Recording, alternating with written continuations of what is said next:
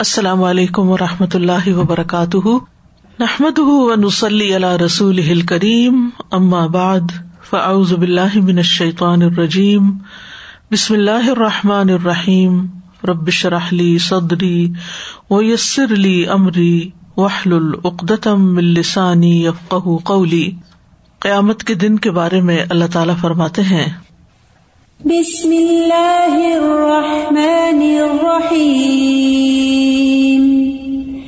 لا اقسم بیوم القیامہ ولا اقسم بالنفس اللوامہ، ایحسب الانسان ان لن نجمع عظامہ، بلا قادرین علی ان نسوی بنانہ، بل یرید الانسان لیفجر امامہ، یسأل ایان یوم القیامہ، فإذا برق البصر وخسف القمر وجمع الشمس والقمر، یقول الانسان یومئذ أین المفر، کلا لا وزر إلی ربک یومئذ المستقر۔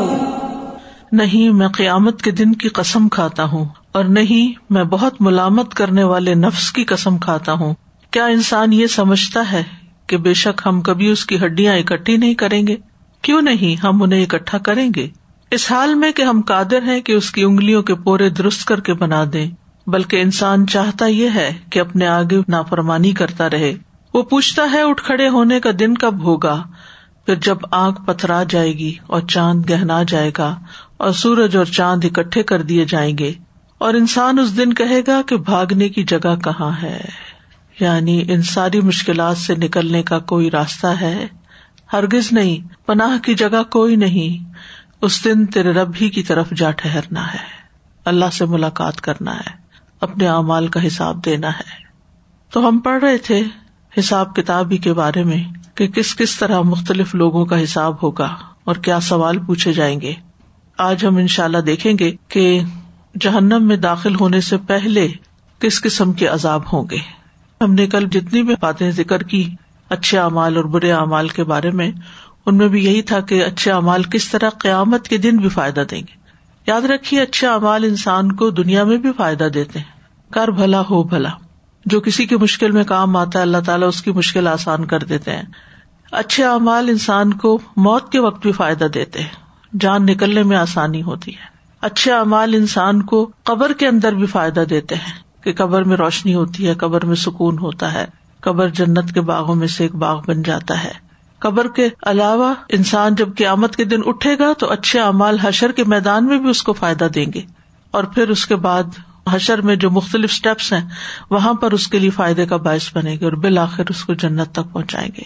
تو اس لیے بہت ضروری ہے کہ انسان اچھے اعمال کی فکر کرتا رہے، اور اسی طرح برے اعمال سے بھی بچے، کیونکہ برے اعمال دنیا میں بھی انسان کے لیے مصیبتوں کا باعث بنتے ہیں، اور پھر اسی طرح قبر میں بھی اور حشر میں بھی، حتیٰ کہ جان نکلنے کے وقت بھی، اور پھر جہنم میں داخل ہونے سے پہلے ہی عذاب شروع ہو جاتا ہے۔ اس دن مجرم لوگ یعنی قیامت کے دن بیڑیوں میں جکڑے ہوئے ہوں گے۔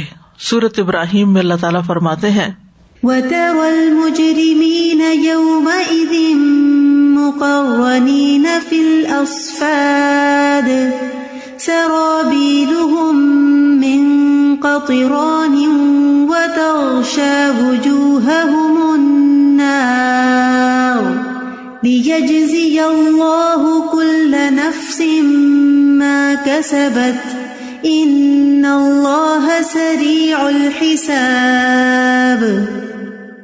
اور تو مجرموں کو اس دن زنجیروں میں ایک دوسرے کے ساتھ جکڑے ہوئے دیکھے گا، ان کی قمیصیں گندھک کی ہوں گی اور ان کے چہروں کو آگ ڈھانپے ہوگی، تاکہ اللہ ہر جان کو اس کا بدلہ دے جو اس نے کمایا، بے شک اللہ بہت جلد حساب لینے والا ہے۔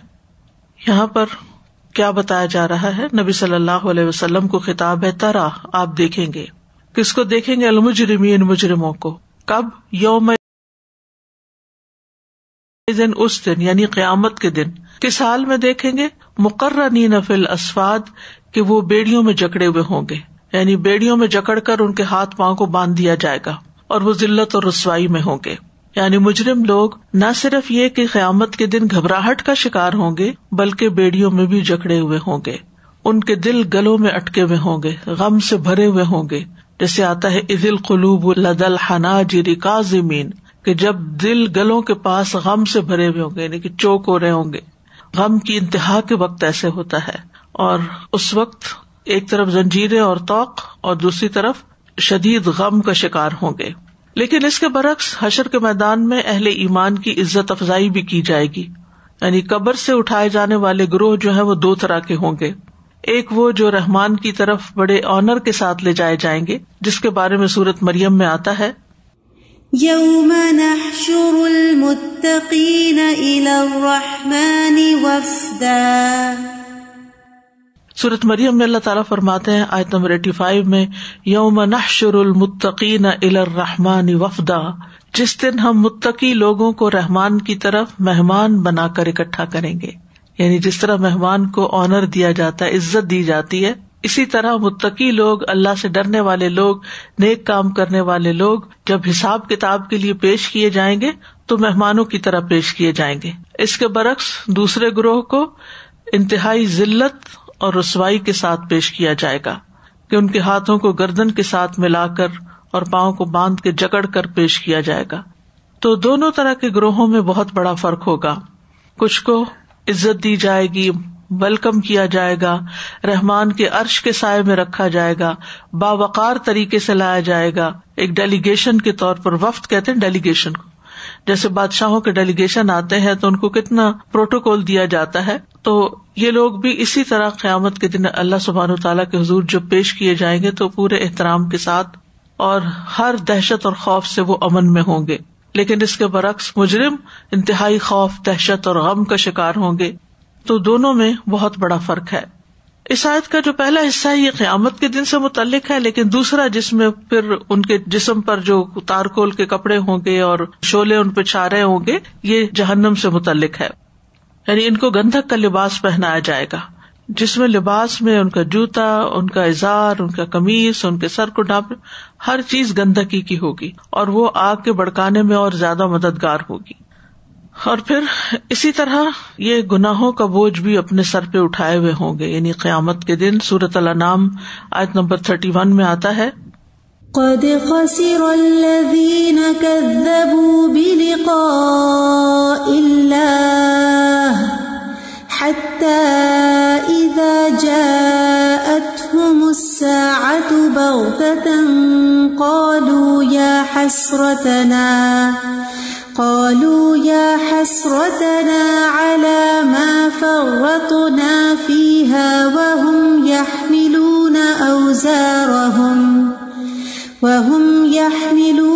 أوزارهم على ظهورهم ألا ساء ما يزرون. یقیناً خسارے میں رہے وہ لوگ جنہوں نے اللہ کی ملاقات کو جھٹلایا، یہاں تک کہ جب ان کے پاس قیامت اچانک آ پہنچے گی کہیں گے ہائے ہمارا افسوس اس پر جو ہم نے اس میں کوتاہی کی، اور وہ اپنے بوجھ یعنی گناہوں کے بوجھ اپنی پیٹھوں پر اٹھائے ہوئے ہوں گے. سن لو برا ہے وہ بوجھ جو وہ اٹھائیں گے.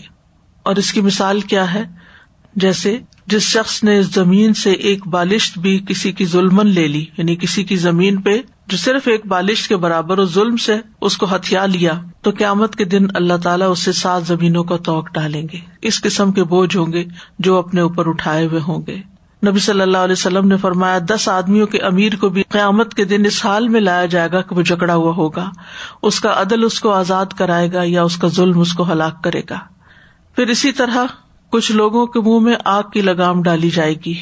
فرمایا جس شخص سے علم کی کوئی بات پوچھی جائے اور وہ اسے چھپائے تو قیامت کے دن اس کے منہ میں آگ کی لگام دی جائے گی.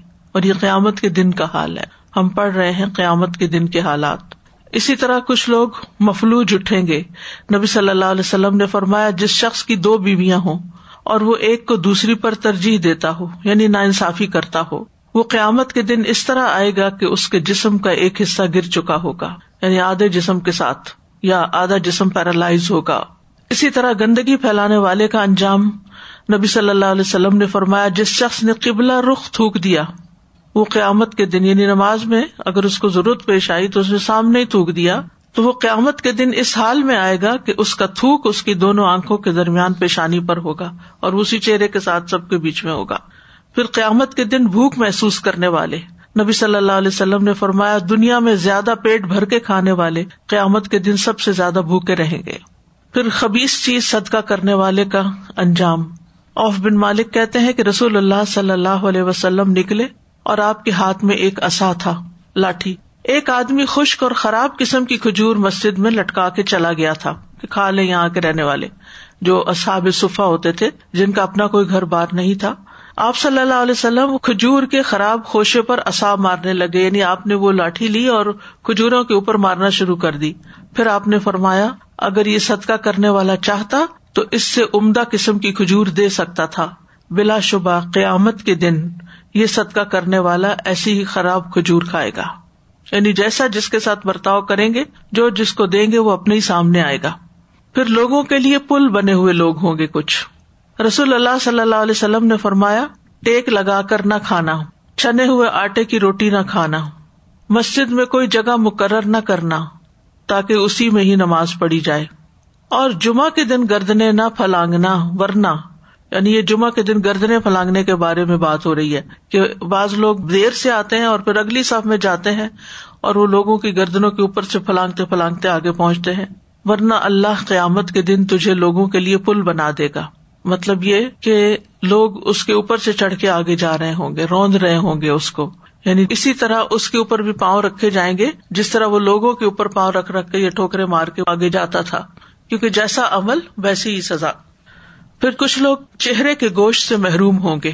نبی صلی اللہ علیہ وسلم نے فرمایا ایک شخص لوگوں سے مانگتا رہتا ہے یہاں تک کہ وہ قیامت کے دن اس حال میں آئے گا کہ اس کے چہرے پر گوشت کا ٹکڑا تک نہ ہوگا، بالکل ہڈیاں ہی ہڈیاں صرف ہوگا. آپ دیکھیں کہ جب چہرہ جھلس جاتا ہے اور گوشت سارا ہٹ جاتا ہے، آپ نے کبھی ایسے مردوں کی تصویریں دیکھی ہوں گی جن کا سارا گوشت جھڑ چکا ہو، کتنی بھیانک تصویر ہوتی ہے صرف ڈھانچے کی، کھوپڑی کی. اسی طرح کچھ کا چہرہ زخمی ہوگا، نوچا ہوا ہوگا. نبی صلی اللہ علیہ وسلم نے فرمایا جس نے محتاج نہ ہونے کے باوجود سوال کیا، یعنی ضرورت نہیں تھی بس ویسے ہی مانگنے کی حرص، تو قیامت کے دن اس کا سوال چہرے پر خراش اور زخم کی صورت میں اور نوچے ہوئے چہرے کی کیفیت میں ظاہر ہوگا. عرض کیا گیا اللہ کے رسول محتاج نہ ہونے کی حد کیا ہے؟ فرمایا 50 درہم یا اس کی قیمت کے برابر سونا، یعنی جس کے پاس اتنا مال ہو اور پھر وہ اپنا مال بڑھانے کے لیے لوگوں سے مزید پیسے مانگے تو یہ اس کے لیے ذلت کا باعث ہوگا قیامت کے دن. رسول اللہ صلی اللہ علیہ وسلم نے ایک اور جگہ فرمایا، مسند احمد کی روایت ہے، مانگنے والے کے چہرے پر قیامت کے دن خراشیں ہوں گی، اس لیے جو چاہے اپنے چہرے کو بچا لے. سب سے ہلکا سوال قریبی رشتے دار سے سوال کرنا ہے جو اپنی کسی ضرورت کی وجہ سے کوئی شخص کرے، اور بہترین سوال وہ ہے جو دل کے استغنا کے ساتھ ہو، اور تم دینے میں ابتدا ان لوگوں سے کرو جن کے تم ذمہ دار ہو. یعنی استغنا کے ساتھ کا مطلب یہ ہے کہ وہ خود غنی ہے اور اس کو ضرورت نہیں ہے، لیکن بعض اوقات ایسا ہوتا ہے نا کہ آپ کو دوسروں کی جیسے ولا یحض علی طعام المسکین، اس پر بھی سزا سنائی گئی کہ جو مسکین کو کھانا کھلانے کی ترغیب نہیں دیتا. تو مسکین کو کھانا کھلانے کے لیے اگر کوئی شخص پیسے اکٹھے کرتا ہے اور وہ سوال کرتا ہے تو اس کے اپنے اندر استغنا ہے، اس کو ضرورت نہیں ہے، لیکن وہ ایک اچھے کاز کے لیے لوگوں سے سوال کر رہا ہے، تو ایسے سوال کی اجازت ہے. اور تم دینے میں ابتدا ان لوگوں سے کرو جن کے تم ذمہ دار ہو، یعنی جب تم اپنا مال خرچ کرنے لگو تو سب سے پہلے اس پہ مال خرچ کرو جس کے نان نفقے کی ذمہ داری تم پر ہے، جو تمہارے قریبی لوگ ہیں. پھر اسی طرح خیانت کرنے والوں کا انجام کیا ہوگا؟ بعض اوقات نبی صلی اللہ علیہ وسلم مال غنیمت میں سے ایک جانور کی پیشانی کے بال پکڑتے اور فرماتے اس میں سے میرا بھی وہی حصہ ہے جو تم میں سے کسی کا ہے سوائے خمس کے، اور وہ بھی تم پر ہی لوٹا دیا جاتا ہے، لہذا دھاگا اور سوئی یا اس سے بھی کم درجے کی چیز ہو تو واپس کر دو، اور خیانت سے بچو کیونکہ وہ قیامت کے دن خائن کے لیے باعث عار و ندامت ہوگی. پھر ریاکاروں کا انجام. نبی صلی اللہ علیہ وسلم نے فرمایا جو کسی مسلمان کا ایک نوالا کھائے گا یعنی بغیر اجازت کے تو بے شک اللہ ویسا ہی نوالا اسے جہنم کا کھلائے گا، اور جو کسی مسلمان کا کپڑا پہن لے گا یعنی بغیر اس کی اجازت کے چرا کے تو یقیناً اس سے اللہ جہنم کا لباس پہنائے گا. جو کسی آدمی کی برائی کرنے کے سبب ریاکاری اور شہرت کے مقام پر کھڑا ہوا یعنی وہ اس لیے دوسرے کی برائی بیان کر رہا ہے تاکہ اس کو شہرت مل جائے. اور آج کل آپ دیکھیں کہ سوشل میڈیا میں یہ بہت ہو رہا ہے کہ اگر کسی کو بہت شہرت ملی ہوئی ہے تو اس کے اوپر تنقید کر کے یا اس کے بارے میں کچھ برا سرا لکھ کے لوگ خود ٹرینڈنگ میں آنا چاہتے ہیں. ویسے تو ان کو کوئی جانتا نہیں, یعنی کوئی معمولی سا لکھاری ہے, کوئی اس کو جانتا نہیں, نہ کوئی اس کے آرٹیکل پڑھتا ہے, لیکن وہ مشہور ہونے کے لیے کیا کرتا ہے, کسی بڑی شخصیت پہ تنقید کر دیتا ہے, کنٹروورسی کھڑی کر دیتا ہے, تو اس کی وجہ سے مشہور ہو جاتا ہے.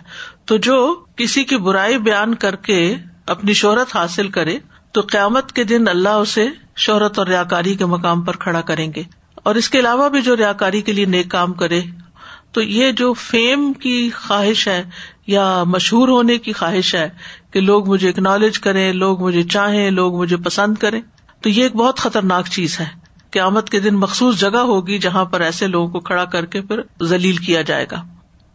پھر باتوں کی ٹوہ میں لگنے والے کو عذاب.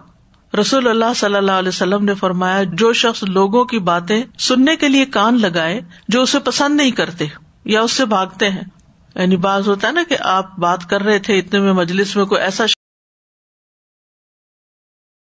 شخص داخل ہو گیا کہ آپ کو پتا ہے کہ اگر میں نے اس کے سامنے بات کی تو یہ بات یہاں نہیں رہے گی, یہ تو بہت پھیل جائے گی, یا یہ ٹویسٹ کر کے کسی اور کو جا بتائے گا یا فساد کرے گا, تو آپ خاموشی اختیار کر لیتے ہیں.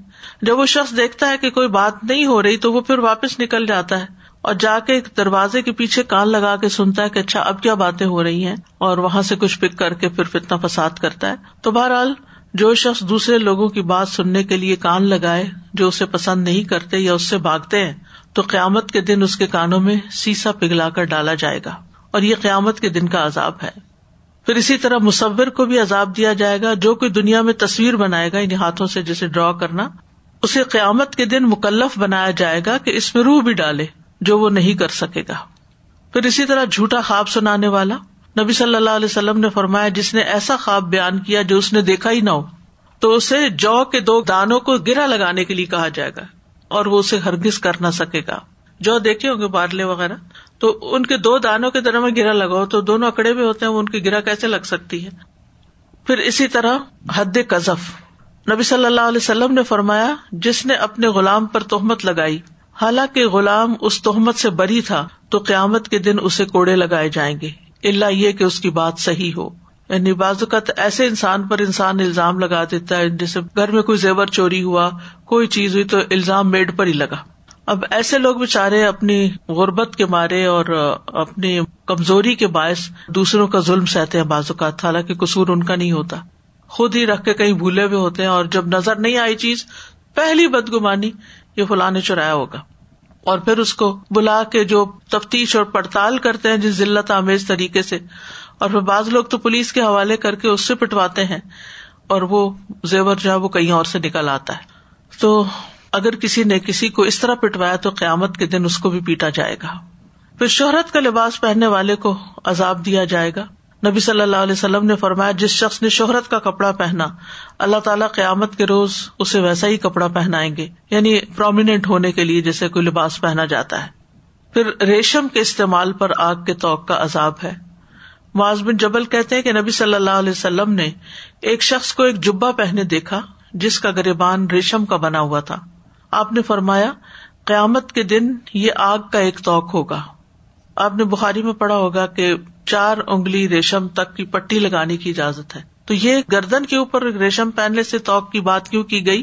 منذری کہتے ہیں کہ شاید وہ ریشم جو آپ نے دیکھا تھا وہ 4 انگلی کی مقدار سے زیادہ تھا, کیونکہ اس سے کم مقدار کا ریشم حرام نہیں کیا گیا.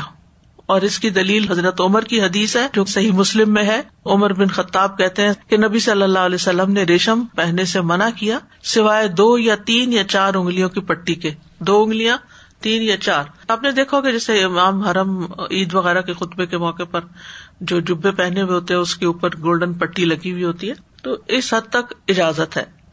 پھر معمولی چیزیں روکنے پر گنجے سانپ کا مسلط ہونا. رسول اللہ صلی اللہ علیہ وسلم نے فرمایا, جب کوئی رشتہ دار اپنے کسی قریبی رشتہ دار کے پاس جا کر ایسی زائد چیز کا سوال کرتا ہے جو اللہ تعالیٰ نے اسے عطا کی ہوتی ہے, لیکن وہ کنجوسی کرتا ہے, دیتا نہیں. مثلا ایک بہن دوسری بہن کے گھر گئی اور یہ محتاج ہے پہلی والی, اور دوسری کے پاس اللہ کا دیا ہوا بہت کچھ ہے, اور یہ اپنی ضرورت بیان کرتی ہے لیکن وہ دینے کو راضی نہیں. تو یہ بھی بہت غلط بات ہے, کیونکہ بعض لوگ بیمار ہوتے ہیں, بعض کمزور ہوتے ہیں, مجبور ہوتے ہیں, مشکل سے کسی کے سامنے اپنی کو حاجت رکھ سکتے ہیں. تو انسان کے پاس اگر وہ چیز ہو تو اس میں بخل نہیں کرنا چاہیے. اگر کوئی ایسی چیزوں میں بخل کرتا ہے تو فرمایا ایسے آدمی کے لیے قیامت کے دن جہنم سے سانپ نکالا جائے گا جو اپنی زبان کھولے ہوئے ہوگا, جسے شجاع کہتے ہوں گے, اسے ایسے آدمی کا توق بنا دیا جائے گا. زکوٰۃ کے نہ دینے والے کے لیے بھی آتا ہے اور کسی کی ضرورت کے موقع پر کنجوسی کرنے والے کے لیے بھی. پھر جنت کی خوشبو سے کچھ لوگ محروم ہوں گے. رسول اللہ صلی اللہ علیہ وسلم نے فرمایا, سنن ابن ماجہ کی روایت ہے, وہ علم جو اللہ عز و جل کا چہرہ چاہنے کے لیے حاصل کیا جاتا ہے, جس نے اسے دنیا کا مال و متاع حاصل کرنے کے لیے سیکھا, اسے قیامت کے دن جنت کی خوشبو بھی نہیں آئے گی. یعنی دین کا علم جو ہے وہ اللہ کی رضا کے لیے سیکھنا چاہیے, نہ کہ دنیا کمانے کے لیے. پھر جس پر نوحہ کیا گیا اس کی پکڑ ہوگی, اگر وہ اس کو پسند کرتا ہو کہ میرے مرنے کے بعد میرے پہ خوب رویا جائے.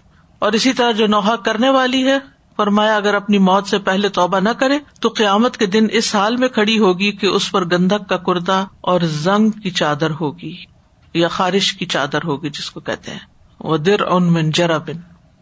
تو یہ ہے قیامت کے دن کے بعض لوگوں کے حالات جو دنیا میں ان جرائم کا ارتکاب کرتے ہیں. تو ان حدیث کو پڑھ کے یہی بات سمجھ میں آتی ہے کہ ان چیزوں سے بچنا بھی چاہیے اور قیامت کے دن کی سختیوں سے بچنے کی دعا بھی کرنی چاہیے. السلام علیکم استاذہ. کوشچن تھا کہ جو ایک جگہ ایسے لوگوں کو سزا دی گئی کہ ان کے چہرے پہ گوشت نہیں ہوگا جو سوال کرتے ہیں دوسروں سے. تو فار ایگزامپل اگر ہم افورڈ کر سکتے ہیں کوئی چیز لیکن ہمارے پاس نہیں ہے, کوئی گیجٹ, کوئی مشینری, اپنے کسی ہمسائے سے لیتے ہیں یا نیبر سے مانگتے ہیں یوز کرنے کے لیے, تو استعمال کرنے کے لیے وقتی طور پر, تو جیسے کوئی مہمان آ گئے, آپ کو کراکری چاہیے, آپ کو کوئی چیز چاہیے, اس کی ممانعت نہیں ہے. یہ اس کی ممانعت ہے جو اپنا مال بڑھانے کے لیے یا اپنے پیسے بچانے کے لیے انسان دوسروں سے لیتا ہے.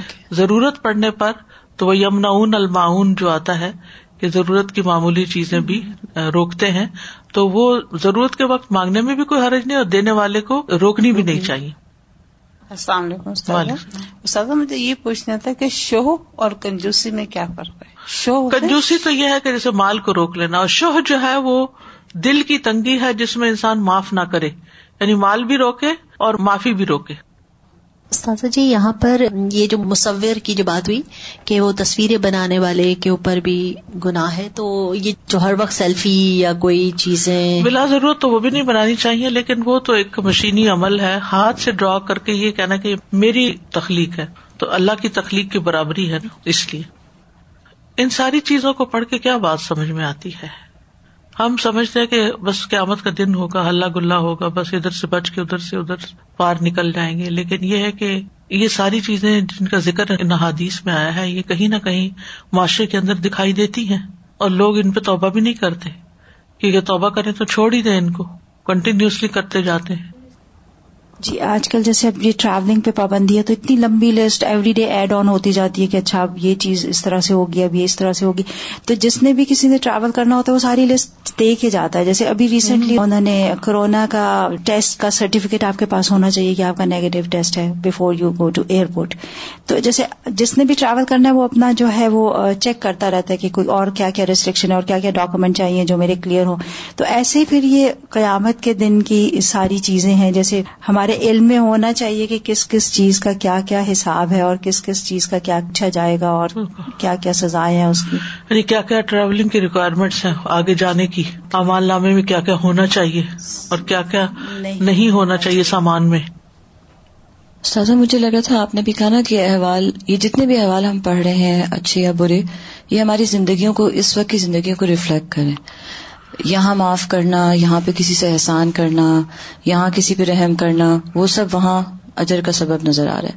اسی طرح وائس ورثہ, جو کچھ یہاں پر ہم کہیں حق مار رہے ہیں یا ایز اے لیڈر یا جو بھی ہمارے اوپر ذمہ داری ہے, اس میں جو کمی ہے وہ وہاں پہ کمی نظر آتی ہے. اور سزا ہم سورہ صافات مکمل کی آج ہم نے, تو اس میں اتنی دفعہ آیا انا کذالک نجزی المحسنین. میرا خیال ہر حضرت ابراہیم کے ساتھ 2 دفعہ آیا اور باقی سب انبیاء کے ساتھ 1 دفعہ وہ آیت آئی.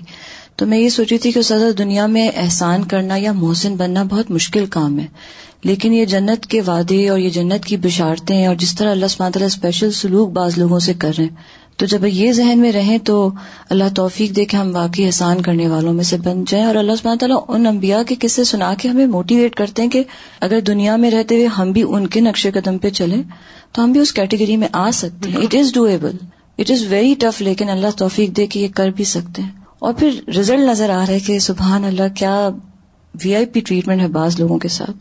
اللہ میں ان میں شامل فرما دے. قیامت کے دن کی حسرتیں. سورۃ مریم آیت نمبر 39 میں فرمایا وَأَنذِرْهُمْ يَوْمَ الْحَسْرَةِ إِذْ قُضِيَ الْأَمْرُ وَهُمْ فِي غَفْلَةٍ وَهُمْ لَا يُؤْمِنُونَ. اور انہیں پچھتاوے کے دن سے ڈرائیں جب ہر کام کا فیصلہ کر دیا جائے گا اور وہ سراسر غفلت میں ہیں اور وہ ایمان نہیں لاتے، یعنی مان کے ہی نہیں دیتے، غافل ہیں. لیکن قیامت کے دن پھر کچھ کر نہیں پائیں گے، ریگریٹس ہی ریگریٹس ہوں گی. سورۃ زمر میں آتا ہے کہ انسان قیامت کے دن عذاب دیکھ کے حسرت کرے گا. ان تقول نفس یا حسرة على ما فرطت في جنب الله وإن كنت لمن الساخرين أو تقول لو أن الله هداني لكنت من المتقين أو تقول حين ترى العذاب لو أن لي كرة فأكون من المحسنين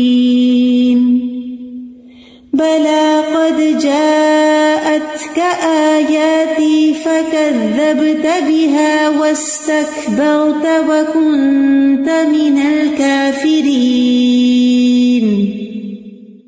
ایسا نہ ہو کہ کوئی شخص کہے ہائے افسوس اس کوتاہی پر جو میں نے اللہ کی جناب میں کی، اور بے شک میں تو مذاق کرنے والوں میں سے تھا. یا کہے کہ اگر واقعی اللہ مجھے ہدایت دیتا تو میں ضرور پرہیزگاروں میں سے ہوتا.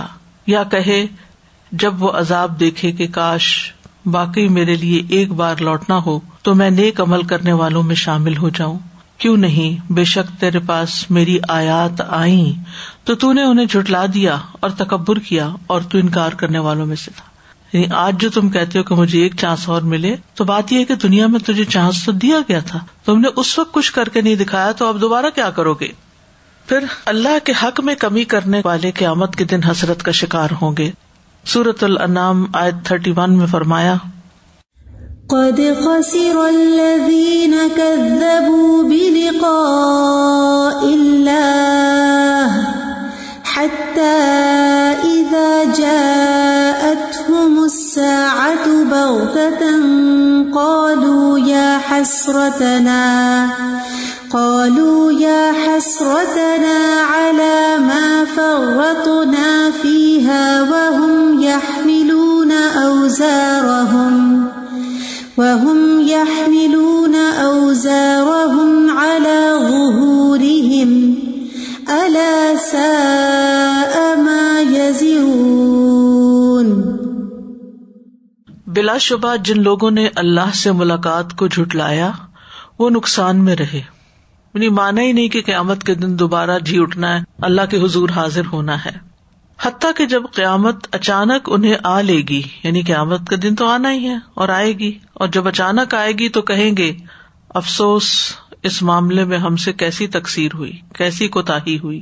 اس وقت وہ اپنے گناہوں کا بوجھ اپنی پشتوں پر لادے ہوں گے. دیکھو کیسا برا بوجھ ہے جو وہ اٹھائیں گے. یعنی اپنے ہی گناہ اپنے اوپر لاد کے چل رہے ہوں گے. ایک تو گرمی ہوگی، دھوپ قریب ہوگی، ہر طرف رش کی کیفیت ہوگی، کھڑے ہونا مشکل ہوگا، اور ایک طویل عرصے تک کھڑا ہونا ہوگا، اور اوپر سے گناہوں کا بوجھ بھی انسان نے اٹھایا ہوا. سورۃ الزمر 55 اور 56 میں اللہ تعالیٰ فرماتے ہیں وَاتَّبِعُوا أَحْسَنَ مَا أُنزِلَ إِلَيْكُم مِّن رَّبِّكُم مِّن قَبْلِ أَن يَأْتِيَكُمُ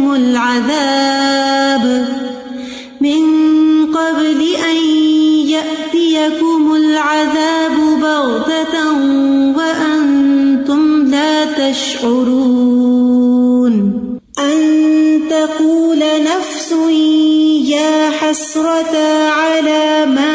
فردت في جنب الله وإن كنت لمن الساخرين. اور اس سب سے اچھی بات کی پیروی کرو جو تمہارے رب کی جانب سے تمہاری طرف نازل کی گئی ہے، اور وہ کیا؟ قرآن. اس سے پہلے کہ تم پر اچانک عذاب آ جائے، یعنی جو قرآن میں پڑھتے ہو اس کو فالو بھی کرو، اور تم سوچتے بھی نہ ہو. ایسا نہ ہو کہ کوئی شخص کہے ہائے افسوس اس کوتاہی پر جو میں نے اللہ کی جناب میں کی، اور بے شک میں تو مذاق کرنے والوں میں سے تھا. یعنی کبھی کسی چیز کو سیریس لیا ہی نہیں تھا، تو دین کے ساتھ بھی مذاق ہی کرتا رہا. واقعی کچھ لوگوں کا اتنا نان سیریس ایٹیٹیوڈ ہوتا ہے کہ اگر ان کے سامنے کوئی اللہ کی بات بھی کی جائے تو اس میں سے بھی کوئی لطیفہ بنا لیتے ہیں، اس کو کسی ایسی طرح موڑ دیتے ہیں کہ وہ بات ہی ختم ہو کے رہ جائے. تو اس سے پہلے کہ قیامت کا دن آ جائے اور انسان کو پشیمانی ہو، شرمندگی ہو، انسان کو پہلے ہی تیاری کر کے رکھنی چاہیے. اور وہ تیاری کیا ہے؟ وَاتَّبِعُوا أَحْسَنَ مَا أُنزِلَ إِلَيْكُم مِّن رَّبِّكُم، کہ اس سب سے اچھی بات کی پیروی کرو جو تمہارے رب کی طرف سے تم پر نازل کی گئی ہے. اس دن کافر کو بھی بہت حسرتیں ہوں گی. سورۃ النبا میں آتا ہے إِنَّا أَنذَرْنَاكُمْ عَذَابًا قَرِيبًا يَوْمَ يَنظُرُ الْمَرْءُ مَا قَدَّمَتْ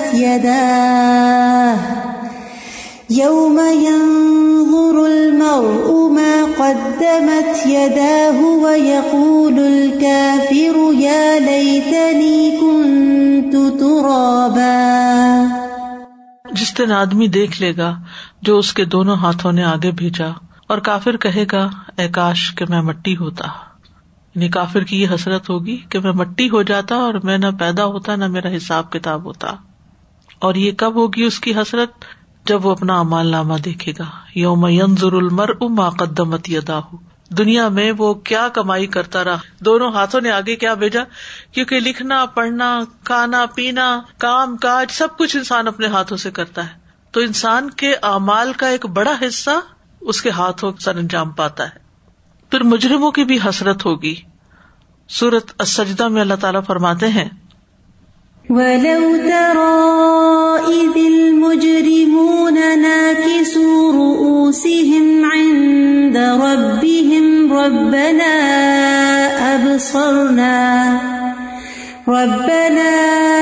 أَبْصَرْنَا وَسَمِعْنَا فَارْجِعْنَا نَعْمَلْ صَالِحًا إِنَّا مُوقِنُونَ. اور کاش تم دیکھو جب مجرم لوگ اپنے رب کے پاس سر جھکائے ہوئے ہوں گے، کہیں گے اے ہمارے رب، ہم نے دیکھ لیا اور ہم نے سن لیا، بس ہمیں واپس بھیج، ہم نیک عمل کریں گے، بے شک ہم یقین کرنے والے. لیکن اس وقت واپسی نہیں ہوگی. سورۃ الفرقان میں ظالموں کی حسرت کے بارے میں آتا ہے وَيَوْمَ يَعَضُّ الظَّالِمُ عَلَى يَدَيْهِ يَقُولُ يَا لَيْتَنِي اتَّخَذْتُ مَعَ الرَّسُولِ سَبِيلًا. اور جس دن ظالم اپنے دونوں ہاتھوں پہ کاٹے گا، کہے گا اے کاش میں رسول کے ساتھ کچھ رستہ اختیار کرتا، ان پہ ایمان لاتا، ان کی مدد کرتا، ان کی سنت کی پیروی کرتا. پھر برے ساتھی بنانے والے حسرت کا شکار ہوں گے. سورۃ الفرقان میں آتا ہے یا ویلتی لیتنی لم اتخذ فلانا خلیلا. ہے میری بربادی، کاش کہ میں فلاں کو دلی دوست نہ بناتا. کیونکہ انسان کے دل کا جو دوست ہوتا ہے وہ پھر ہر وقت دل میں اس کا خیال ہوتا ہے.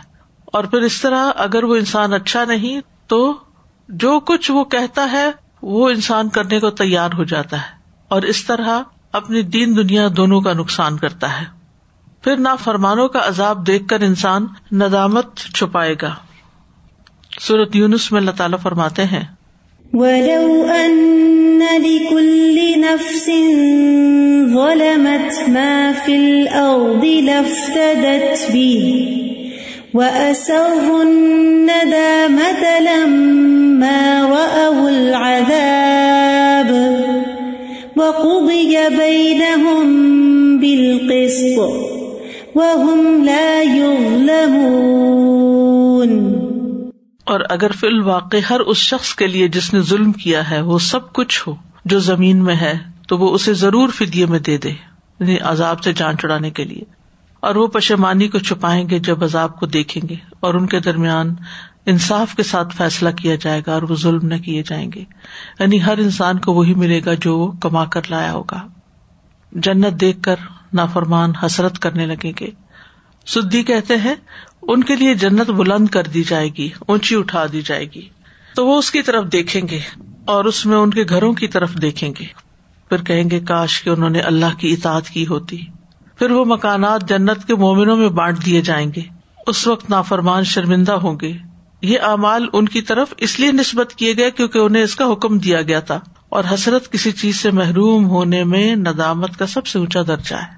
انسان سخت شرمندہ بھی ہوتا ہے اور اس میں ریگریٹس اور حسرتیں بھی ہوتی ہیں کہ کاش وہ ایسا نہ کرتا, کچھ اور کر کے آتا. رضا جی یہ جو بار بار اچانک آنے کی بات ہے نا, اس میں مجھے خیال آ رہا تھا کہ ایون دنیا کی آفتیں بھی اچانک ہی آتی ہیں, جیسے کوئی ایک دم سے طوفان آ گیا یا کچھ, ابھی جیسے وہاں پہ بھی ہوا ہے ریسنٹلی جو دھماکہ, لیکن پھر اس کی ریپلیسمنٹ ہے جیسے ود ان منتھس یا ڈیز یا چلے 1 سال میں 2 سال میں واپس پھر سیٹل ہو جاتا ہے. جیسے ہیروشیما ہے, برباد ہو کے دوبارہ بن گیا. لیکن یہ والی جو اچانک آنے والی ہے پھر اس کے بعد تو کچھ بھی بن نہیں سکتا, ہو نہیں سکتا. سازا یہاں پر جو آپ نے بتایا کہ قرآن کی پیروی کرو اور اس کو مطلب لائک سیریسلی لیں, قرآن کو جو پڑھتے ہیں اس پر عمل کریں, اور جو لوگ اس کو مذاق بنا لیتے ہیں, نان سیریس ایٹیٹیوڈ ہے, جیسے کہ آخرت کی باتیں کر رہے ہوتے ہیں تو کہتے ہیں ہمیں وہاں حوریں ملیں گی, ہمیں یہ ہوگا, بس یعنی they feel that people think about دنیاوی جو چیزیں سوچ سکتے ہیں, بس وہ یہ نہیں سوچتے کہ اس سے پہلے کے بھی سٹیجز ہیں. پہلے تو آپ کو قبر سے نکلنے کے بعد جواب بھی دینا ہے, اس کی کوئی فکر نہیں ہے وہاں کیا ملے گا. کہتے ہیں اچھا جہنم میں سارے ساتھ ہوں گے تو وہاں بھی بہت مزہ آئے گا اگر ہم سب ایک ہی جیسے ساتھ سارے ہوں گے. آئی مین لائک ہاؤ کین یو سے دیٹ کہ اگر جہنم میں ہیں اور وہاں سارے اکٹھے ہیں تو we will have a picnic there kind of thing. اتنا نان سیریس ایٹیٹیوڈ ہے کہ اس بات کو سمجھ جو شعور ہوتا ہے نا انسان کا, ایمان ہی درست نہیں نا, ایمان ہی درست نہیں, اس کو مذاق بنا لیا ہے کہ جہاں بھی ہوں گے ساتھ ہوں گے تو وی ول ہیو فن. اب یہ جتنی بھی مرحلے گزرے ہیں نا, ان میں مسلمان اور کافر برابر ہیں. یعنی مسلمانوں میں سے اگر کوئی ایسا کرتا ہے تو اس کی بھی پوچھ ہو سکتی ہے, اور کفار میں سے جو کریں گے تو ان کا بھی حساب ہوگا. تو یہاں اس مسئلے کو بھی تھوڑا سا ڈسکس کر لیتے ہیں اگلے ٹاپک پہ جانے سے پہلے, میزان کے بارے میں پڑھنے سے پہلے, کہ کفار کا حساب ہوگا یا نہیں. تو اس بارے میں امت کے علماء میں اختلاف پایا جاتا ہے. بعض کہتے ہیں کہ ان کا کفر ہی ان کو جہنم میں لے جانے کے لیے کافی ہے, اور بعض علماء نے کہا ہے کہ ان کا حساب کتاب کیا جائے گا, ان سے حساب مانگا جائے گا, سوال کیا جائے گا, اس کے بعد ان کو جہنم کی طرف لے جایا جائے گا. اور بعض کہتے ہیں کہ جب ان کے اعمال ضائع ہو چکے تو ان سے سوال کرنے اور حساب کرنے کا کیا فائدہ, اور پھر بھی اگر ان کا محاسبہ کیا جائے گا اور ان سے سوال کیے جائیں گے تو کیوں کیے جائیں گے. تو اس بارے میں جو ترجیحی بات ہے وہ یہی ہے کہ کفار سے بھی حساب لیا جائے گا, سوال کیے جائیں گے, ان کے اعمال تولے جائیں گے. مثلاً سورۃ صافات میں آتا ہے وَقِفُوهُمْ إِنَّهُمْ مَسْئُولُونَ, اور انہیں ٹھہراؤ بے شک یہ سوال کیے جانے والے ہیں. تو اس سے کیا پتہ چلتا ہے کہ کفار سے بھی سوال کیا جائے گا. سورۃ القصص میں آتا ہے وَيَوْمَ يُنَادِيهِمْ فَيَقُولُ مَاذَا أَجَبْتُمُ الْمُرْسَلِينَ, اور جس دن وہ انہیں آواز دے گا یعنی کفار کو, پھر کہے گا تم نے رسولوں کو کیا جواب دیا تھا. کچھ نصوص ایسی بھی ہیں کہ جن سے پتہ چلتا ہے کہ کفار سے سوال نہیں کیا جائے گا. سورۃ القصص میں یہ آتا ہے قَالَ إِنَّمَا أُوتِيتُهُ عَلَى عِلْمٍ عِنْدِي أَوَلَمْ يَعْلَمْ أَنَّ اللَّهَ قَدْ أَهْلَكَ مِنْ قَبْلِهِ مِنَ الْقُرُونِ مَنْ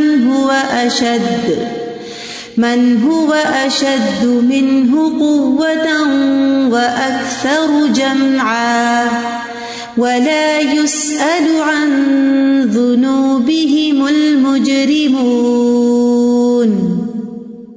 اور مجرموں سے ان کے گناہوں کے بارے میں پوچھا نہیں جائے گا. سورۃ الرحمن میں آتا ہے فَيَوْمَئِذٍ لَا يُسْأَلُ عَنْ ذَنبِهِ إِنسٌ وَلَا جَانٌ, پھر اس دن نہ کسی انسان سے اس کے گناہ کے بارے میں پوچھا جائے گا نہ کسی جن سے. سورۃ المرسلات میں آتا ہے هذا يوم لا ينطقون ولا يؤذن لهم فيعتذرون. یہ دن ہے کہ وہ نہیں بولیں گے اور نہ انہیں اجازت دی جائے گی کہ وہ عذر پیش کریں. تو اس سے کیا پتا چلتا ہے کہ بعض مواقع ایسے ہوں گے کہ جب ان سے سوال کیا جائے گا اور بعض مواقع پر ان سے خاموشی کی شکل میں ناراضگی کا اظہار کیا جائے گا. یعنی سوال بھی ڈانٹ ڈپٹ کے ہوں گے اور خاموشی بھی ناراضگی کی ہوگی. تو آپ دیکھیں نا کہ دنیا میں بھی ناراضگی کا اظہار دو طرح سے کیا جاتا ہے، بعض اوقات جھڑک ڈانٹ کے اور بعض اوقات خاموشی اختیار کر کے. تو علماء اس طرح ان دونوں طرح کی آیات میں تطبیق کرتے ہیں. یعنی ایک تو یہ کہ کفار سے ڈانٹ پر مبنی سوال ہوں گے، جھڑکا جائے گا ان کو، اور اس لیے نہیں کہ ان سے کوئی جواب لینا مقصود ہے، بلکہ اصل مقصد کیا سوال کا کہ ڈانٹا جائے. اور پھر اللہ تعالیٰ اگر ان سے کلام کرے گا تو رضامندی کا نہیں ہوگا بلکہ ناراضگی کا انداز ہوگا. اور اسی طرح چونکہ دن 50,000 سال کا ہے تو اس میں کئی مواقع ہوں گے، مختلف حالات ہوں گے. ایسی حالت بھی ہوگی کہ جب لوگ کلام کریں گے اور ایسی حالت بھی ہوگی کہ جب کلام نہیں کریں گے. ایسی حالت بھی ہوگی جس میں سوال پوچھے جائیں گے اور بعض حالات میں سوال نہیں پوچھے جائیں گے. اسی طرح دیگر معاملات بھی ہوں گے. تو ان دونوں باتوں میں کوئی کنٹراڈکشن نہیں ہے. قیامت کے دن کئی طرح کے مواقع اور حالات ہوں گے، یعنی ایک ہی طرح کا دن نہیں ہوگا، اس میں اوپر نیچے ہوں گی چیزیں. تو کہیں سوال پوچھے جائیں گے، کلام بھی کیا جائے گا. کچھ حالات ایسے ہوں گے جن میں نہ سوال کیے جائیں گے نہ کلام کیا جائے گا، اور ان کے منہ پر مہر لگا دی جائے گی اور نہ ان سے بات کی جائے گی اور نہ ہی وہ بات کر سکیں گے. اسی طرح فرشتوں کو بھی ضرورت نہیں کہ وہ ان کافروں سے ان کے گناہوں کے بارے میں جا کے پوچھے. اب سوال یہ پیدا ہوتا ہے کہ کفار کا محاسبہ کرنے کی حکمت کیا ہے؟ یعنی براہ راست آگ میں کیوں نہیں ڈال دیا جائے گا، ان سے سوال کیوں کیا جائے گا، یہ حساب کرنے کا فائدہ کیا ہے؟ اگر انہوں نے جانا ہی جہنم ہے تو ان کے اعمال کیوں تولے جائیں گے؟ تو بات یہ کہ اللہ کے عدل کا تقاضا ہے، ٹھیک ہے، تاکہ حشر میں کھڑے ہونے والے تمام لوگوں کو اس بات کا علم ہو جائے کہ فلاں شخص کو جہنم میں کیوں ڈالا گیا ہے، اور جانے والا بھی پوری طرح مطمئن ہو کہ میں جہنم ہی کا مستحق تھا اس لیے ڈالا گیا. حجت تمام ہونا، بالکل ہر شخص کو اس کے کیے اعمال کی سزا کا یقین دلانا.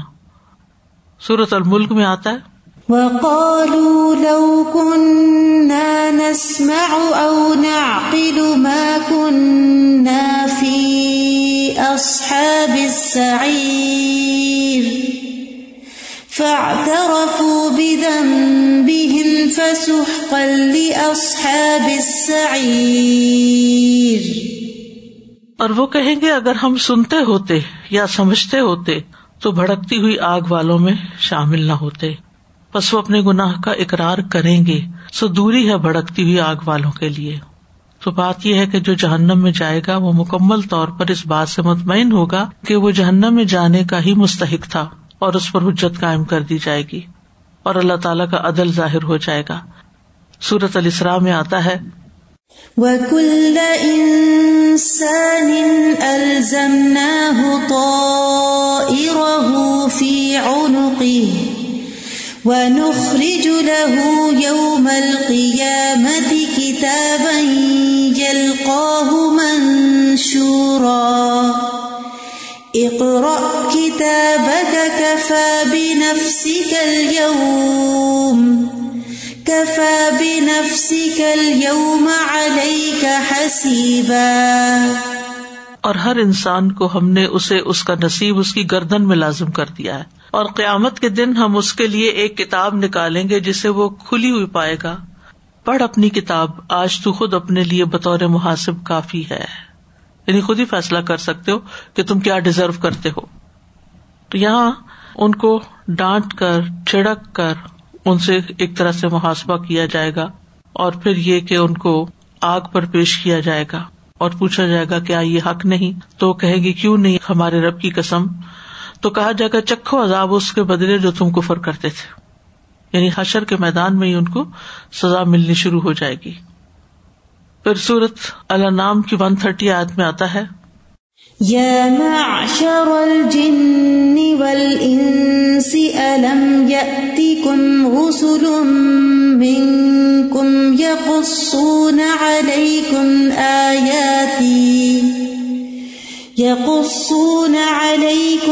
آیاتی وينذرونكم لقاء يومكم هذا قالوا شهدنا على أنفسنا وغرتهم الحياة الدنيا وشهدوا على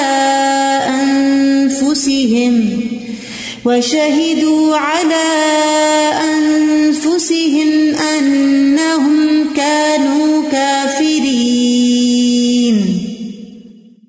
اے جنوں اور انسانوں کی جماعت، کیا تمہارے پاس تم میں سے کوئی رسول نہیں آئے تھے جو تم پر میری آیات بیان کرتے ہوں اور تمہیں اس دن کی ملاقات سے ڈراتے ہوں؟ وہ کہیں گے ہم اپنے آپ پر گواہی دیتے ہیں، اور انہیں دنیا کی زندگی نے دھوکہ دیا، اور وہ اپنے آپ پر گواہی دیں گے کہ یقیناً وہ کافر تھے. محاسبے کا باب یہاں پر ختم ہوا. انشاءاللہ ہم نیکسٹ ویک ترازو یا میزان کے بارے میں پڑھیں گے کہ میزان کیا چیز ہے. اللہ سبحانہ وتعالیٰ سے دعا ہے کہ وہ ہمیں عمل کی توفیق عطا فرمائے. وآخر دعوانا ان الحمد للہ رب العالمین. سبحانک اللہم وبحمدک، اشہد ان لا الہ الا انت، استغفرک واتوب الیک. السلام علیکم ورحمۃ اللہ وبرکاتہ.